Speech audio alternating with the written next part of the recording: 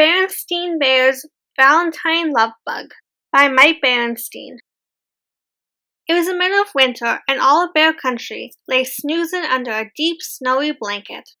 Roar! Shivered Papa Bear, coming in from shoveling snow. It's colder than a penguin's icebox out there.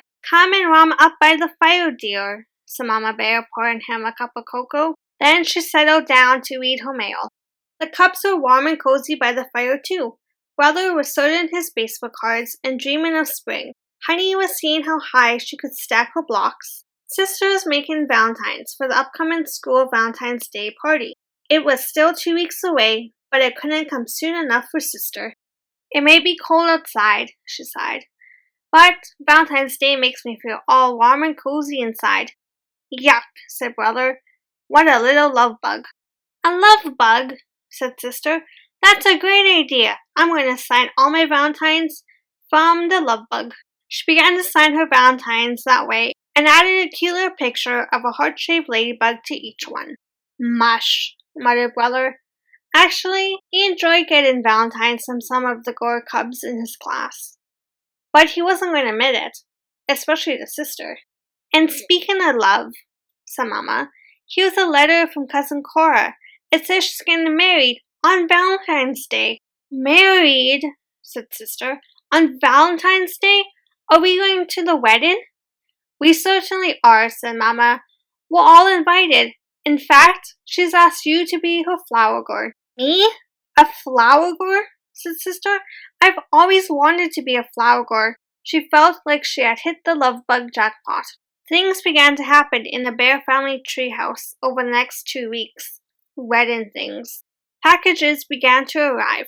Are we expecting anything from the bridal shop? Asked Papa, answering the door. Sister and Mama both came running. Yes, we are, they called. It was Sister's dress for the wedding.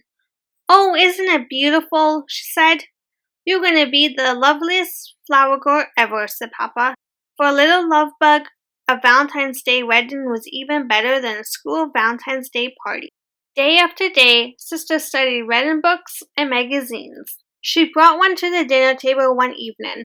The flower girl is one of the most charming traditions of the formal wedding, she read, taking her place in the procession. How cute, said Papa. You're even studying how to be a flower girl.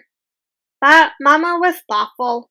It was fine for Sister to take an interest in being a flower girl, but weddings were a pretty grown-up thing. Maybe Sister should be paying more attention to cub things, like the school Valentine's Day party. Besides reading about weddings, Sister talked about them. In fact, she didn't talk about much else. She talked about flowers and invitations, cakes and table settings, makeup and wedding gifts, and more. One night, Mama overheard Sister talking on the phone with her friend Lizzie Bruin. Of course, said Sister. Cousin Cora was going to marry that insurance salesman from Grizzlyville, but they had a big fight, and now she's going to marry this fellow from Big Bear City. Said Mama to herself. Gossiping about Cousin Cora breaking up with the insurance salesman from Grizzlyville was definitely not a cub thing.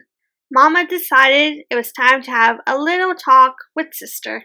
My dear, said Mama when Sister was off the phone, I know that being part of a wedding is a very grown-up and exciting thing, but I also know that Cousin Cora would be very disappointed to learn you're gossiping about her after asking you to be her flower girl. Sister's eyes widened. I never thought of that, she said. I won't do that anymore, Mama. I don't want to hurt Cousin Cora's feelings. Mama smiled and gave her a hug. That's my little love bug, she said. In fact, Sister added, this wedding thing has been taking up an awful lot of time. I haven't finished my Valentines for the school party. That's really important. I think I'll go work on them right now. After all, Valentine's Day is just a few days away. Sister's Valentines were soon ready, but there was one more thing to do before the wedding, a rehearsal to make sure everything went smoothly. Cousin Cora, her fiancé, family, and friends gathered at the chapel in the woods. Ms. McGrizz was in charge. At first, things didn't go too well. Some folks didn't know what to do, but Sister knew her role perfectly.